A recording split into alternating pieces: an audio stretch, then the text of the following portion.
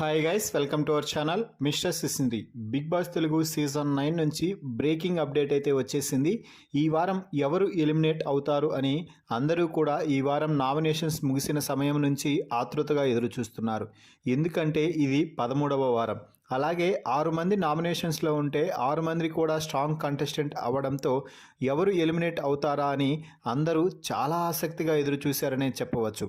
అయితే ఆ ఎలిమినేషన్ గండాన్ని తప్పించుకోలేకపోయింది రీతు అని చెప్పాలి. రీతు ఈ వారం ఓటింగ్లో పెద్దగా ప్రభావం చూపించలేకపోయింది.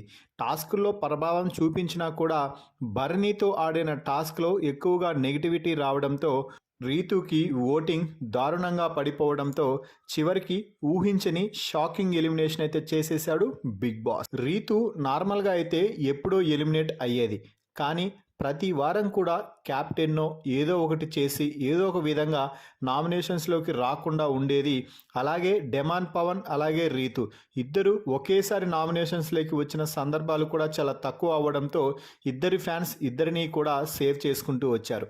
కానీ ఇది క్రూషియల్ వారం అవ్వడం, ఇద్దరు నామినేషన్స్లో ఉండటంతో ఇక రీతుకి తక్కువ ఓటింగ్ పడటంతో బిగ్ బాస్ కూడా రీతు డెమాన్ కథకి ఇక ముగింపు పలకాలనే ఉద్దేశంతో రీతుని ఎలిమినేట్ చేయడం అయితే జరిగింది. ముఖ్యమైన కారణం భరణితో టాస్క్లో ఓవర్ హైపర్ అవ్వడం, దొంగతనంగా రింగును తీసుకొని షర్ట్ లోపల పెట్టుకోవడం, టాస్క్లో ఓడిపోయినా కూడా నేను గెలుస్తుంటే అందరూ ఓర్చుకోలేకపోతున్నారు అంటూ హైపర్ యాక్టివ్ అయ్యి ఎమోషనల్గా డ్రామా పండించడం, ఇవన్నీ కూడా ఫేక్ అని అనిపించడంతో ఇక రీతు పని అయిపోయింది అని చెప్పవచ్చు.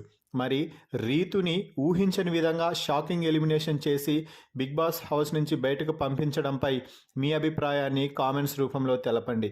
మరిన్ని బిగ్ బాస్ లైవ్ అప్డేట్స్ కోసం మన ఛానల్ని చూస్తూ ఉండండి. Please subscribe our YouTube channel mister సిసింద్రి.